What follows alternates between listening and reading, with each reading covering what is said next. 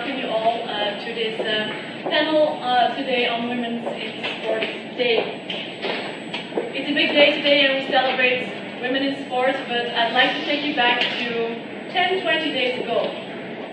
10, 20 days ago, and then I think about over 50 events across 27 states with more than 1,200 women participating in squash, recreational and competitive events. And that was Women in Squash Week. That was also countries like England, Hong Kong, Canada and South Africa joining for the first time, some of them, the US in really supporting women's squash. So today is Women's Squash Day, but this is much more, and this has had a real record in the last few weeks. So to start, I'd like to get all of you give that a big round of applause.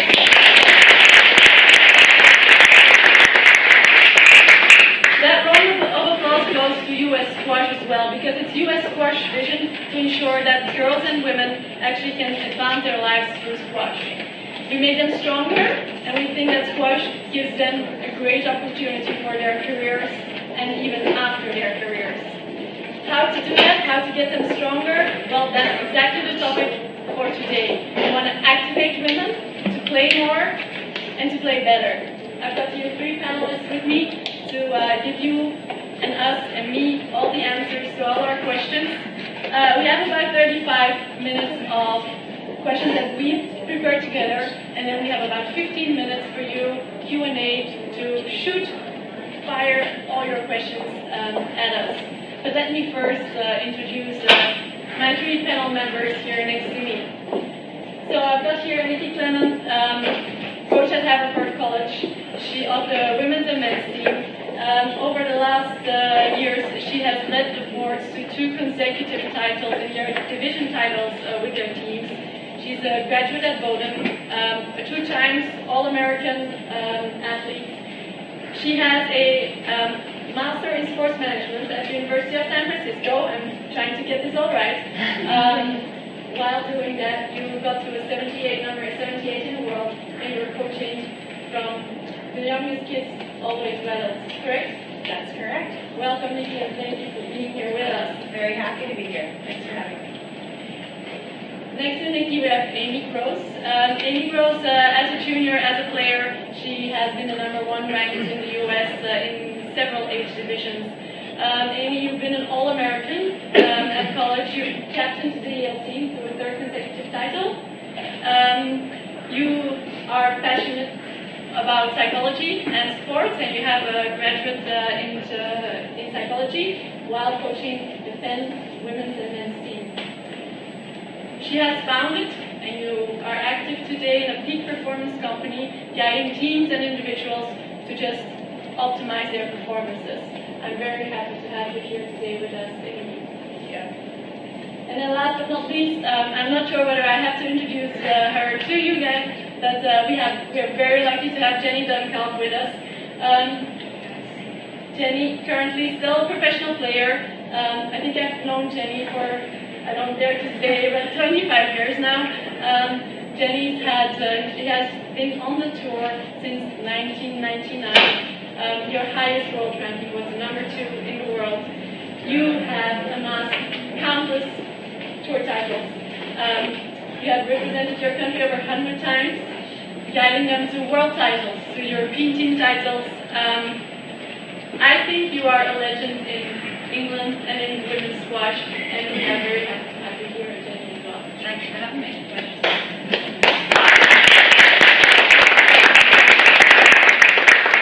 So I think we're all set for an amazing hour of really interesting sharing of knowledge on how to get your athletes, your pupils, maybe even your children, better and stronger with it, because I think all of you are here and have a certain link on a daily basis on how to get women and girls better in their squash lives. So thank you so much also for you being here. Let's get started. Mars and Venus. We always say we'll talk about the differences, and I wonder whether it's really true. Are they reflected in squash as well. Are men and women really different? And obviously we see the physical differences, and we will still talk about that, but I'd like to just start talking about participation in competition. I'd like to start with Niki. Niki, as a college coach, how do you see a difference in participation of girls and women and the men in how they participate in sports and in squash? Well, I'm not sure that there are huge differences necessarily between why men and women participate. In my experience, I think both men and women participate because it's great exercise, for the competition. It appeals to different aspects of your personality. I think women and possibly men as well, but both play for the camaraderie that comes with it, a sense of belonging to a community. So I think there are certainly reasons that men and women play that aren't necessarily different, but I think certainly for women those might be some of the reasons.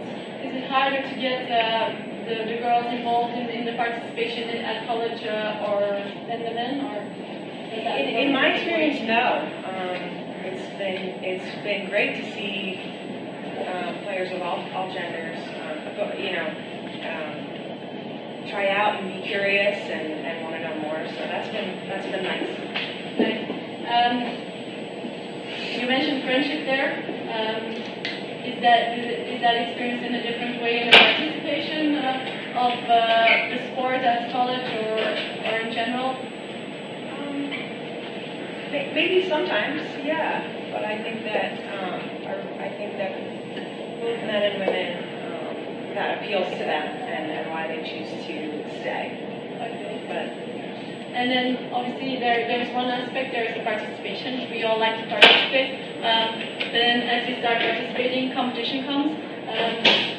Amy, how do you see the differences between competing female athletes and competing male athletes? And then let's look at it really maybe from a junior basis right now, going from an age 12 to 20 or so? Yeah, that's a great question. A few things. First, women are highly competitive. I think how they approach competition can be different for men. There are a few things that come up. There's a ton of research that, starts with girls when they're really young in school. It kind of might contribute to why there are differences in how females approach competition. One of them being that they get a lot of praise for being perfect. That's a big one, and they're rewarded for good behavior. And as a result, they might build their confidence from seeking approval from other people or seeking validation from others. And, there are some positives to that. Perhaps maybe they get good grades in school or behave well, I guess. But there's a lot of negatives, especially because they're not necessarily encouraged to take risks or fail, and as a result they might avoid making mistakes, which, as we know, is really important to learning, growing, and competing at a high level. To take that to another level, I think there's that fear of failure and the kind of need to get approval from others might prevent girls, especially, and up to women, from actually competing in general, because they might not feel confident enough or good enough to even kind of enter into that JCT tournament or enter a league or try out for the varsity team, because they don't think they're competent enough. So I think it's incredibly important to kind of encourage that girls are daring, courageous, and take risks and make mistakes, because it's linked to building resilience as well as confidence. So I would say that's a really important aspect of competition. That's where you say they're daring to take that step. Yeah. You mentioned obviously going maybe from bronze to silver to gold to JCT, Jenny. Then I'm going to throw obviously the very top level in there, and that's the pro level. There are more men in the PSA competing than women.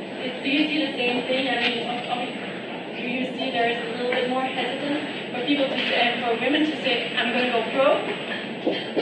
I'd like to think not, but there are obviously more male professional players, and I think that stems right from the grassroots level. As Niki says, there's no difference in the reasons why boys or girls love playing sport. There's so much that it gives and can offer that you absolutely enjoy as soon as you start playing squash or any sports. It's just there seems to be a bit more opportunity in England anyway, more opportunities, or boys are naturally perhaps more inclined to play sports, and they're targeted a little bit more than girls are back in England anyway, which is why these days things are changing so much with events like this, and it's a real case of making sports available and attractive to girls, and it's just a normal way of life to get straight into sports. With the professional level, we've come on leaps and bounds that now PSA, now it's men's and women's as one organisation. It's absolutely possible to have an affluent professional career as a professional female squash player. So, I mean, it's a scary thought to dive into any professional sport as a full-time career, especially when you're sort of 20 years old, which is about the time that you turn pro. But from my experience, it's been an absolute brilliant lifestyle, and I think women, female players now see events like this, the US Open. It's such a spectacle, and I hope you guys, I think we've got some Drexel team members, you must see it and think, wow, this is at my home courts, I can play there one day. And that's what we want to showcase, the sport, and make it attractive so that girls want to take that leap and really give it their all and not have that fear factor. And that's basically what we want to provide. You made that leap, or what were the considerations then at that time to say like, oh, I'm going to go for this? Luckily for me, I didn't have too many considerations, which is probably a theme of my life in general, which isn't always good. But for me, I grew up through the junior ranks. I played and trained with a lot of boys, and it was for me it was a natural progression to go into professional squash once I left high school. So there were no questions asked, you knew what you were going to do? No, but it's not, I'm speaking to a lot of other fellow professionals, it's not always that straightforward. Of course, I mean, I didn't go into higher education, but I think it's extremely important as well. I think it's great if you can get an education, and if you've got desires to be a full-time professional, if you can combine the both. It's hard, but it is possible. I know a lot of players have done that, and are continuing to do that. So there's always going to be that little conflict when you make that decision. Everyone's different. Yeah, for sure. When we focus a little bit deeper on competing athletes and getting athletes ready for those matches, I mean, they're starting the first matches, and we're going to see heaps of them today. Preparing women and girls teams for major matches, Niki, I'm sorry. Tell me, what is your magic recipe? How do you prepare your team to just... Should I get that away?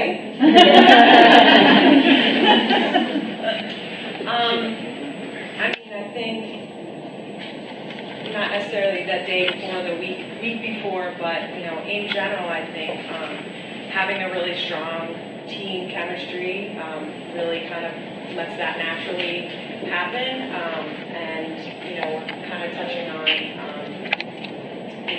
competitiveness, and in my experience mainly it's in the team setting. I think that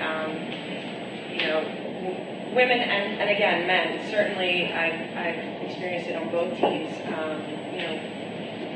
Women really want to perform for their teammates and their captains and their seniors, and so I think having that strong team chemistry, again for both men and women, it's very important for both to really feel that they're, even though this is an individual sport, really feel the weight of playing for other people has really been a kind of a helpful way to do that. which isn't exactly what you're asking, but I think it's important to mention. Because when I used to play, and I played obviously individual, played for the national team, it released some kind of pressure off my shoulders when I was going to play league or I was going to play world championships or Europeans. Amy, you feel that also, that the individual versus the team event, even we're in an individual sport, but we all have played probably team events where we're part of a team, or we were there on court now playing for our own in an individual event.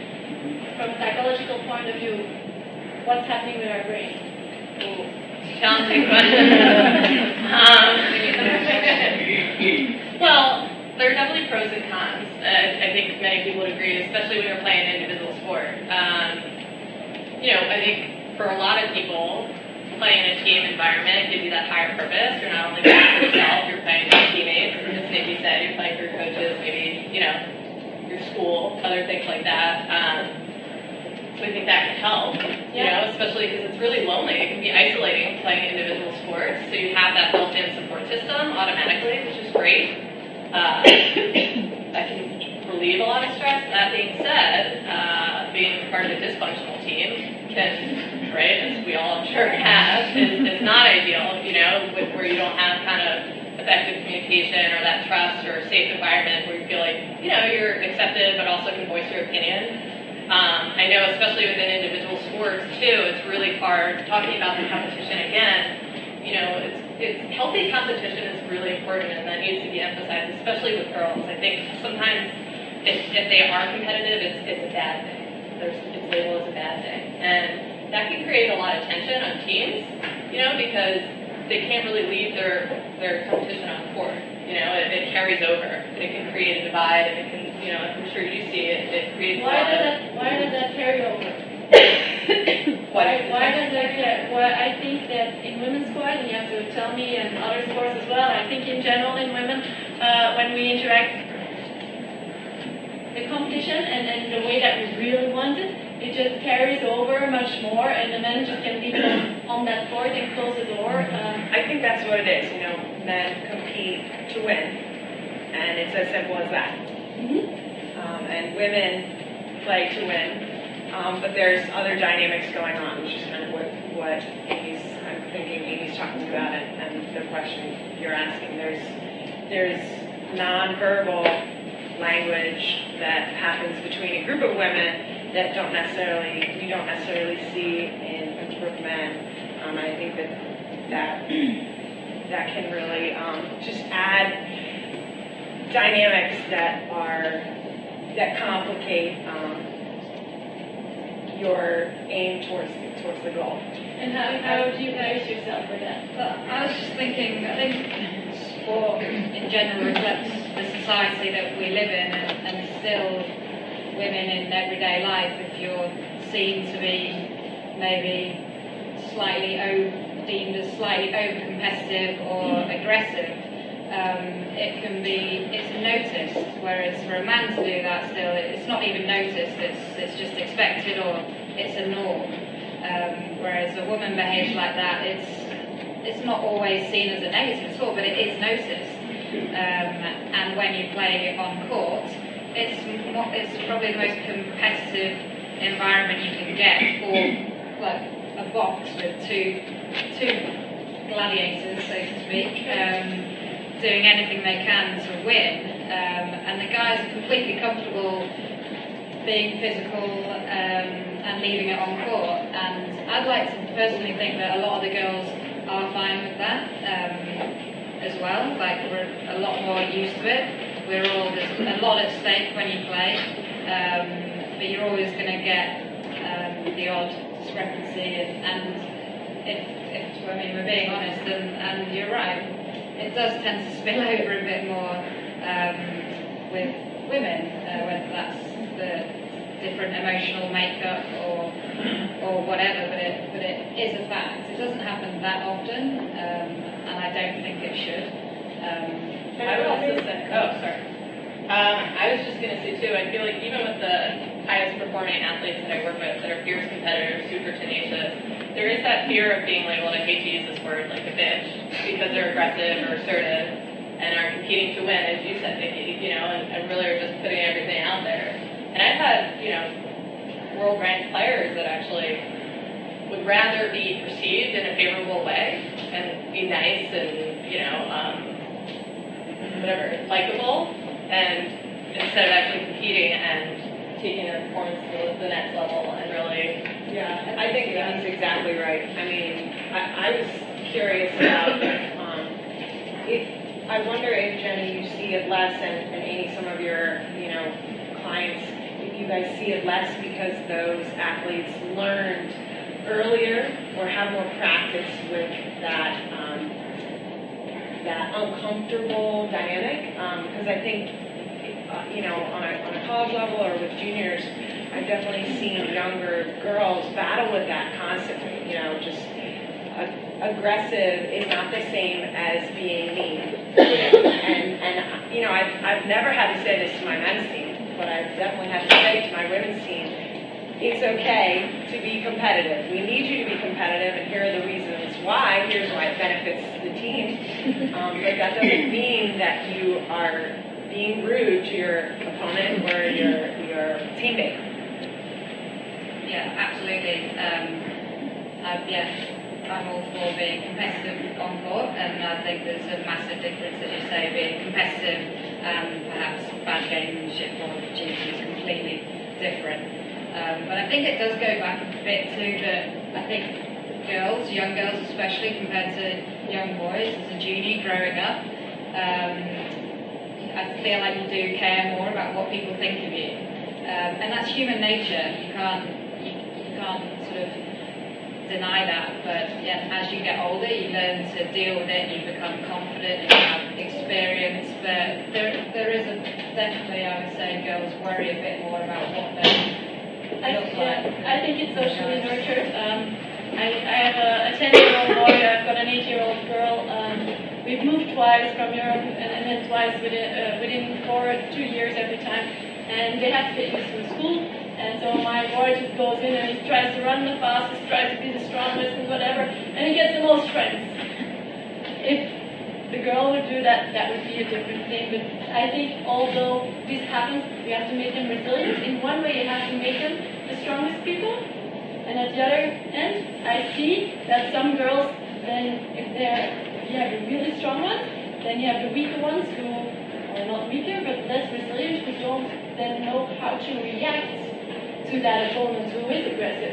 So how do you help then? Imagine you have a really aggressive and a really good competitive aggressive girl on there, and I'm the opponent.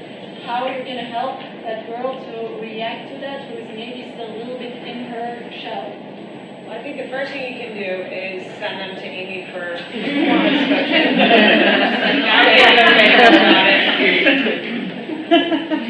Thank you. Shout out there. What would you say then? Well, I mean, that goes back to competing and confidence. I think it's really important. There are two things. It's really important to build confidence from within, so you're not looking to build that confidence from external sources, getting approval from other people. I think that's very important. There's a lot of social comparison as well that might be going on, where you're intimidated because Jenny's super aggressive. And I'm like, am I good enough? I don't know, So I think that's one thing to keep in mind. I also think building mental and emotional flexibility is really important. I think that talking about the perfectionist kind of tendencies again, there's a lot of rigid language that's often used, like the must, the shoulds, the oughts, I have to be perfect, I have to do this, that just puts a lot of unnecessary pressure on you and demands that, again, perpetuate that perfectionist type thinking. So having flexibility and, again, embracing the failure and mistakes is really important, as well as building resilience. And also just having conversations surrounding competition as well is really important. I think just, like you said, just talking, both men and women, not just women, being part of the conversation of what it means to be a good competitor and not making it about gender. I mean, even myself, I'll be completely candid, I sometimes need to keep myself in check. I might make an inappropriate comment oh, she's being a bitch. It's Jenny said, come on, let's go. Because that's but no, she's competing, and that's an appropriate way to act when you're competing, to want to win, that desire. And also also, I think there needs to be more conversations around sportsmanship. Instead of acting ladylike, it's fair play, respect your opponent. I think that those kinds of things might help sort of, women sort of not feel just not need that social approval as much because they're not expected to act a certain way. Like competition is competition, regardless of your gender. You're playing a tournament to try to win. So daring to be yourself. Yeah, That, like an authentic, very important one to give away to girls is really. I think it's good for young kids, especially in any sport. We're talking about squash here, but I don't want to say throw them in the deep end. But I think the more scenarios you're in, different characters you come across, you might have some tough lessons. Like if you're a timid girl and you're playing a confident, aggressive girl, it might not be nice at the time, but I think that's the time when you almost need them to have those experiences and not keep them sheltered or worried about maybe putting your kid in an age group that's higher up because they're not quite big enough, or you might get a bit intimidated. Or I think the sooner they have those learning life experiences, the more that be open-minded and put them in different situations where they can learn and grow as a human, not just a sports person. Yeah, talking about obviously not overprotecting them, right? Yeah. And that's as a parent. I'm a parent, not always an easy one. I must admit. Okay, so competition we've spoken about participation. We're here at Drexel. We have UPenn next to us.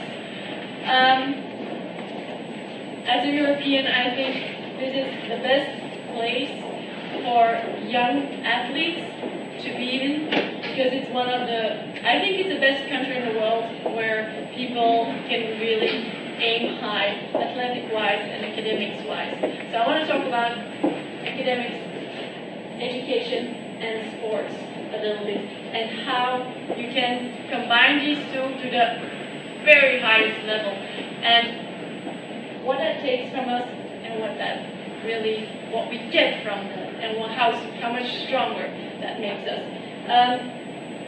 Niki, as a college coach, you work with these people every day, and obviously Amy, you too. But what makes this combination so good, academics and sports? Yeah, I think that education and competition, they complement each other and they reinforce the same character traits, and they build very similar life skills. Being motivated to achieve a specific goal, sticking with challenging tasks or situations, they're the same thing on the court or in the classroom. So I think that they, like I said, just reinforce the same character traits that help, both. Yeah. Jenny, do you see many athletes on the tour combining these? We obviously have, I think, 2 top 10 players who are graduates from Harvard, who are top 10. Is that starting to get more common on the tour? I feel like it is. There's quite a mix of players who have gone to college, university, and those who haven't. I personally, you can probably tell, didn't go to university. But as you say, Amanda Sovey, a great player from America, studied at Harvard, and also Ali Farag went to Harvard. Amanda actually combined both. A lot of players will go to college or university, do their studies and then go full time.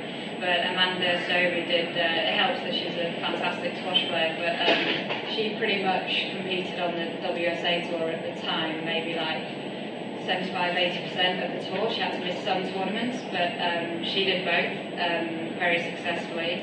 So it is a viable option. It's extremely difficult to be that successful at both. I'd say it's kind of half and half, and it's different nation to nation. The Egyptians, for example, who are probably, I begrudgingly maybe say that they're probably the most successful nation in squash at the moment. So many good players. Every single one of them, if not already, has a degree, but are in the process of studying for a degree. Noran Gohar, she's number 5 in the women's ranking. She's full-time studying, so she has to take time out at events and often plan her tournaments around her schedule of lessons and classes she has to go to. Whereas she's at quite a tough college though, whereas some of the other Egyptians, they're a bit more flexible and they can play more events and study away when they're abroad. But yeah, it's a bit of a mix, to be honest. It's a good thing. A lot of the older athletes now are starting to take out open university courses, and we have a lot of dead time at tournaments that we can be productive with. So an open university course is a good way to go. Yeah, sure. And then obviously you have that, like the college stage. You say some do first college, then they go pro. You're mentioning now also people go pro and they are still at college. Amy, what do you think the post-college and maybe the post-squash era can then give people, and especially women? How will the women benefit from that really high competitive squash environment and the excellent education? Well, It's always good to have a degree, isn't it? I was just going to say, I think especially when you're professional like Jenny is, your sport is so much of your identity. You devote so much time. It's pretty much your life. I think that as you begin to get to that retirement phase, or even for college athletes, they enter the workforce, transitioning can be difficult, and so I think having an education can help ease that transition and make it a little smoother. So in that way, it's helpful. But there are also a lot of skills that are extremely transferable in the workplace. I know a lot of employers like to hire athletes, just given the discipline and as well as, being a part of the team and being able to, work independently, but also work with others that's a trait that a lot of companies are looking for. So there's definitely a lot of skills that are transferable. Yes. I definitely think, doing some education can ease the transition. It's a big one as you enter workforce or retire. Yeah. And obviously, US Squash with the scholar athletes, we all support it, and I think it's all we want to work for. That's why I think obviously it's like I said, I think this is one of the best countries to be in if you want to today just combine those. It is easier here, sorry to interrupt, but given the competitiveness of the entries into the Ivy League schools here and all the colleges, I mean, the amount of juniors you see picking up squash and playing squash here, it's a huge benefit to being a good squash player in terms of getting into a good school. Yeah. So they kind of go hand in hand, whereas other countries, being good at squash as a junior doesn't necessarily mean you've got a better chance of getting into a better school. Yeah. So it makes sense that America has got the education and squash is a good partnership. Yeah. Talking about partnerships, I'd like to touch on the relationship of a coach and an athlete. And I'd like to throw in a question into the audience here. Question is, which one of you has had a female coach? Like, who's... You guys haven't done female? Oh. Okay. Not really. And who of those who are here is a coach now? Okay, great. So the question is, what I want to lead towards is obviously effective coaching of girls and women can be done by men and women. I think we all agree on that, but probably requires just a different tailored approach. So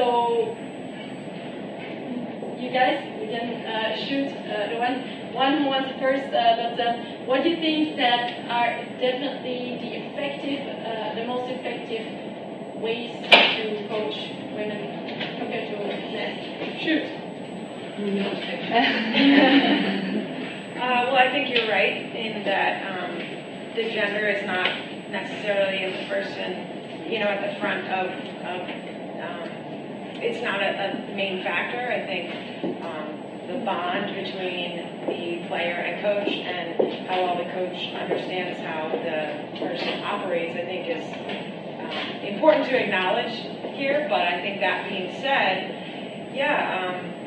especially for younger girls, it might be beneficial to have a female coach in that, the young girl could really identify with that coach in a way that maybe she can't with her with a male coach, and serves as a role model again in certain ways that maybe a male coach can't.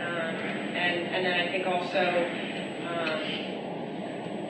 not all men and women fit into these two boxes, but women tend to be a little more nurturing or careful with women's feelings or aware of women's feelings, so that might be a benefit for, again, for all women, but especially younger girls. Yeah, I hear their understanding and listening. Is that a bigger factor in coaching women and girls, that you have to listen more, understand more, be aware of the roller coasters they are going through? It's really important to adapt to the person.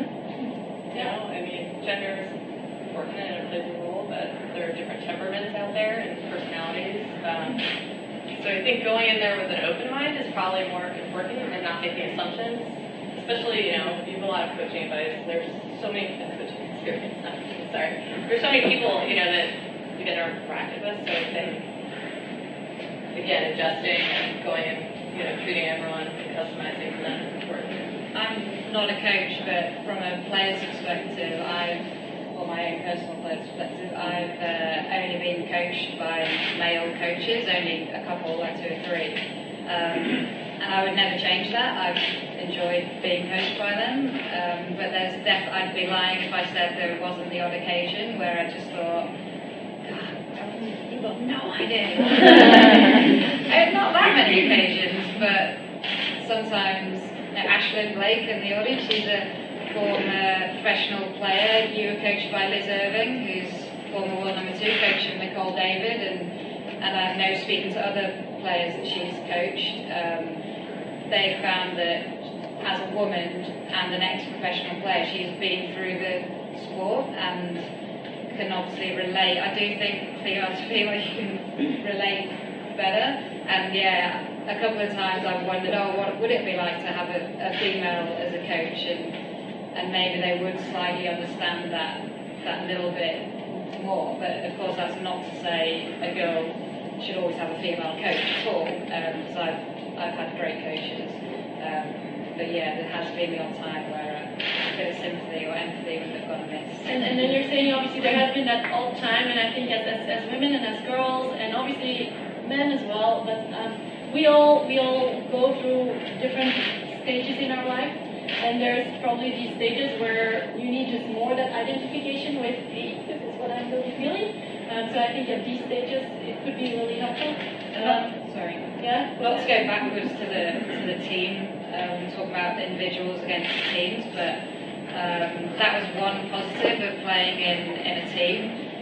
We play individually pretty much 90% of the year, or 85% of the year. There's a couple of times a year we get to play in a team environment, and we absolutely love it. Like, my favourite memories and most fond memories over my 15-year playing career has always been a team event, because of that camaraderie we speak of, and also you're looking out for each other, you're not competing against each other. And if our coaches have always been male, and that was the only time where we were lucky. A woman named Tanya Bailey was always our captain, and she was a little bit older, but it was always nice to know that she was sort of a bridge between the coaching team and then us, and it was always nice to have that comfort, or we could tell her anything and then she could relay it to, but it was nice to have that. You mentioned Tanya, obviously she's been an amazing athlete. I'd like to go back to the top of the ranking, the guys who are playing there, the guys and the ladies who are playing there, and I will give you then also some time to think of some questions, so start processing that computer. Jenny, do you think more of these people can help, also more top squash can help inspire even young girls and young athletes to get on court even? Absolutely, that's what inspired me when I grew up. I was fortunate that my stepdad was a coach and we were always surrounded by top athletes. But yeah, I just loved, I remember coming to my first basketball tournament and just my eyes lighting up, and I just wanted to do anything I could to be on that court and be out there playing. And I think now we've got everything in place. Our tour's great. We've got a lot more coverage than we ever have. We've got a lot more opportunities, tournaments, prize money than we ever have.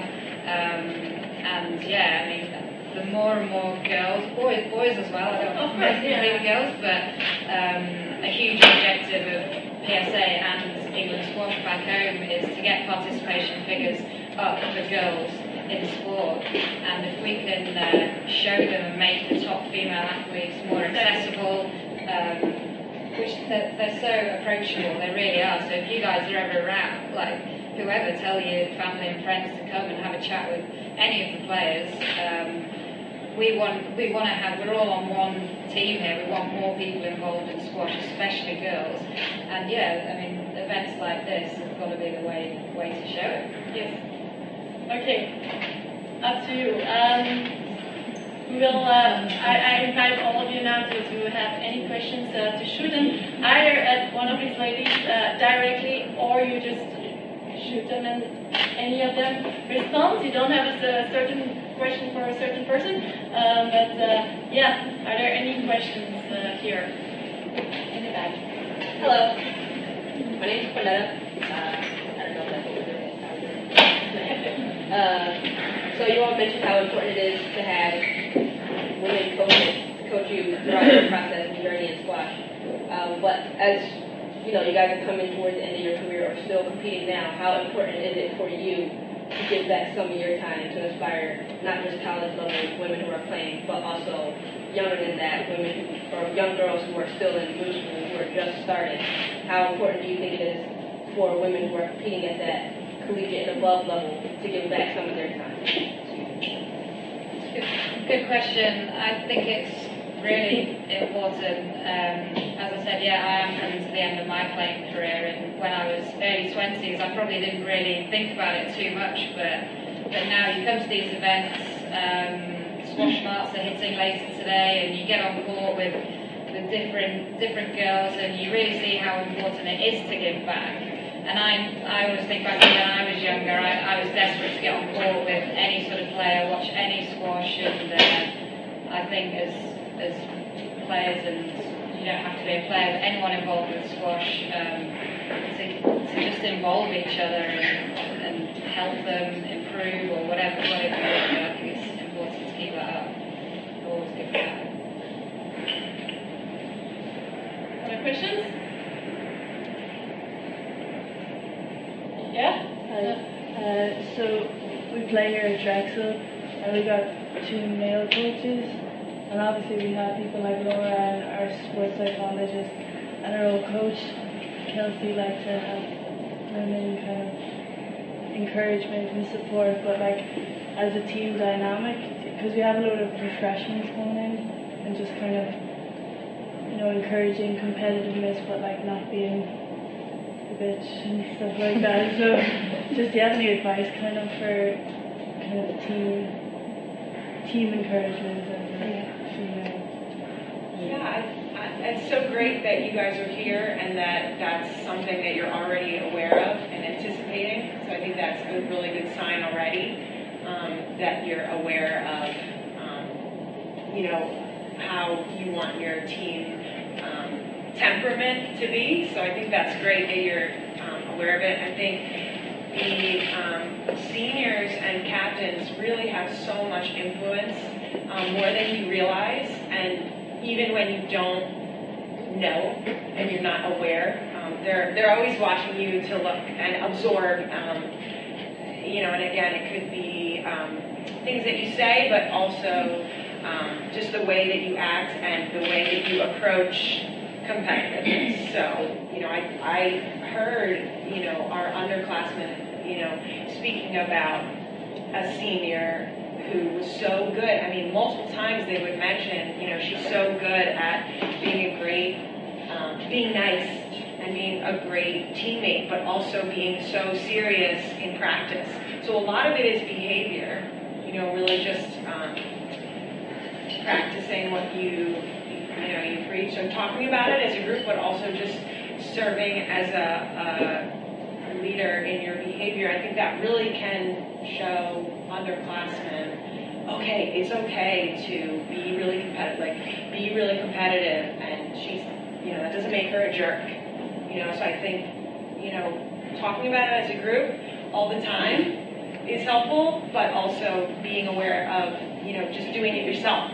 That can really help us. So I think that's probably a good way to deal with you know, that aspect of it. And if I may add or ask a question there, I think often we say as a coach as well, practice the way you want to play. So don't keep it just for your matches, but start already implementing that attitude in your practices. So go on court for your practice and already be tough. And you'll see how fast you'll even improve if you do that. Yeah, and you know, my dad said something to me. He's actually in the back. He said something to me when I was really young that was really helpful, which was you can be as competitive and, you know, focus on the game and be competitive as possible, and then you can be as nice as you need to afterwards. And that really helped me personally when I was younger, because what can someone, you know, women sometimes are worried about what other teammates think of us, and what can someone say? She's really competitive and she played really well and she's really nice. You know, like, there's nothing bad you can say about that. You know, so I think that might be helpful. I'd also add a couple things, and that I think it's a really great opportunity to be a mentor and lead and influence, and also to keep things in perspective. I think sometimes when there's a new class, it creates a new dynamic because it's a new system, but remembering that them performing well and maintaining and sustaining performance is ultimately going to help the team thrive, and keeping that in perspective, as we kind of talked about, it's really hard. I think one of the most challenging things playing an individual sport is that you have to look out for yourself, but also the team. You know, the one's as important as the 9 in college squash, right, or high school squash for people that play high school. So I think reminding yourself of that and encouraging the underclassmen, especially, to play a leadership role themselves and step up and, again, promote, that desire to lead yourself, as we were talking about, be authentic and whatnot. Encourage it, I guess, instead of discourage it. I think there's a lot sometimes of that goes on, especially with like the senior freshman dynamic. Any more questions? Yeah? This is just going off of like a mental game as a woman. You know, as women, we're always so, we're riding high on emotions. We're on court and we have a tough game. And then say if we have a team training session and it's hard, and sometimes for me personally as well, when I get off court, you carry those emotions through the day and it's hard to move forward. And if we're playing a match or something, there are like 2-3 matches in a row and it's hard to focus on the next because you're still riding off of the previous match. And Jenny, I've seen you play for all my life. I wanted to ask this questions to you. How do you deal with these emotions the next day? How do you...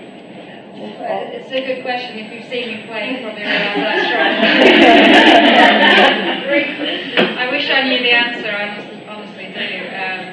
But yeah, it's the $1 million question really, is how you can switch off those emotions, especially with you guys. You're saying that you've got quite a quick succession of matches or training. The mental side of the game in general, I think, is definitely the hardest.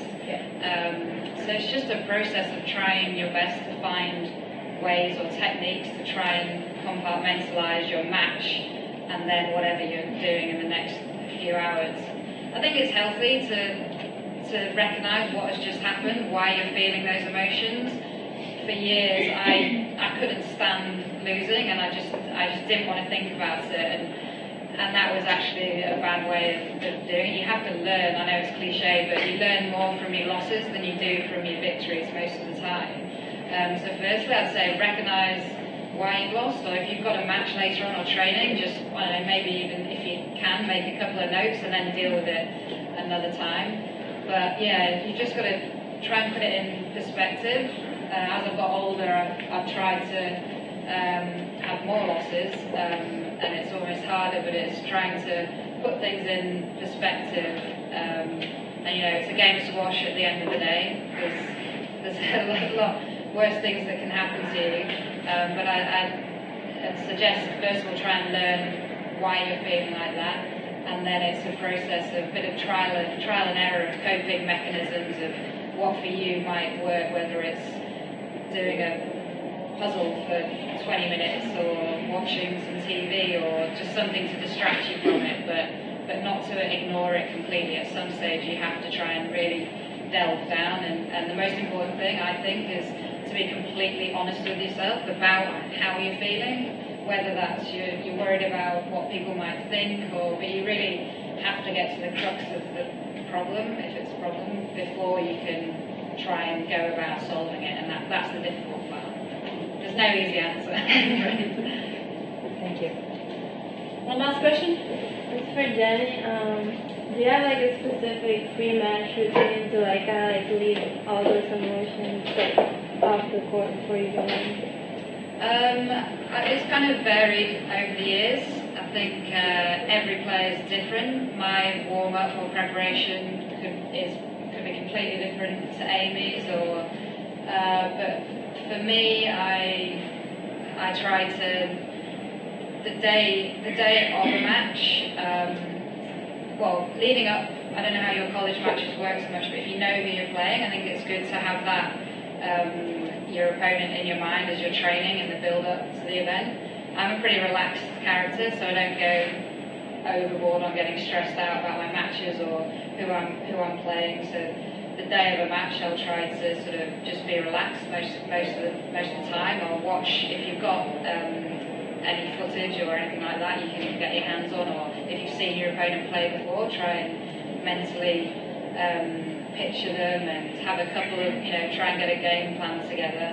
But for me, I always like to be relaxed, and then I'd start getting my head really sort of in gear an hour before the match, start my warm-up about 40 minutes to half an hour before the match, but not to get too stressed out about it, but not to be over-relaxed, because I also had a habit of not really wanting to think. If I think, oh, I might be nervous, I would just shut it out and be like, no, I'm fine. And then in the fourth rally of the first game, I suddenly have a massive, it's the game I'm expected to win, and I'm suddenly like, oh my god, I am nervous. So it's good, I think, to try and prepare for every scenario that could happen on court, so when it does happen on court, you're not totally shocked by it. I think it's all super interesting. I'm learning every second here. To conclude, I'd like to ask from each one of you two takeaways still that you can give to coaches, players, mentors, anybody, parents. Happens also, they need advice as well. What could you give as two last pieces of advice? I think something that helps me is always asking yourself the why, asking why you play, and ideally it's along the lines of because you love it, or because it makes you happy, it makes you feel good, and whether you're the one girl in a clinic of 12, or feeling the pressures and pain of being in a JCT, or whatever it is, just remembering why you play, I think can really just continue to lead you in the direction you want to go. And to add on to that, Jenny talked about how in the States, squash, college squash, is or playing squash is like the ticket to to playing in college, and I think really remembering why you play is important in that scenario too, or why your kid plays, because if someone gets to school and they realize that they actually don't love it that much, or that their reasons for playing are not necessarily what they thought, that can be trouble. So I think really just always asking yourself why you play helps you make decisions, moving forward. I would say making authentic goals is really important. Like we have the tendency to do things out of obligation, so making it similar to your why, but also making sure that it's really coming from you. Because again, at the end of the day, you're putting in the work, so making sure that it's meaningful to you is really important, especially when you have a lot of pressure from coaches or parents or peers. Second thing, I would say, enjoying the journey. If we live in such a results-focused world, it's really hard. We lose sight of just the process and staying present and in the moment. So we think keeping that in check is really important. It's a great opportunity to learn and make those adjustments that are ultimately going to help you succeed. Enjoying the journey is a good one. I was going to say, just if you ever are getting, I hope you don't, but get frustrated or remembering the why, hopefully that's because you enjoy playing squash, your kids enjoy it, and remembering how fortunate we are to be able to physically, for a start, be able to play squash, and also just be open-minded, figure out why you're playing squash, what you want to get out of it, and if it is to improve, or just learn, speak to as many people as you can. Don't get stuck in a box of thinking you've got one way or the highway, this is what you're going to do, this is what everyone else does. I think it's important to look outside of that box, speak to different people, different coaches, learn as much as you can. And I'm not a parent or a coach, but from I have had parents and coaches obviously, but just I always would want them to remember that I am trying my best, so just to not ever get too stressed, and again remember the why, and hopefully that's because you're enjoying the sport, not to forget that. Ladies, thank you so much for a fantastic hour, I think, on the road to wherever squash might take you, and I think it can take you many, many places. It has taken each one of you somewhere. That's only why you will be sitting here, and I think you appreciate where it has taken you. I think on the Women's in Sports Day, our goal was to put these women in the spotlight. We've been able to do these women, but we've been able, with everything of this, put so much more in the spotlight, and I think US Squash's goal is to activate even more people playing squash. I honestly and personally think this will be a great thing that we've done here, and we hope we've been able to inspire you to take that message with you and even tell it to anybody who might want to hear it, and just keep on continuing what we are doing here. And thank you so much for being here, because this was amazing.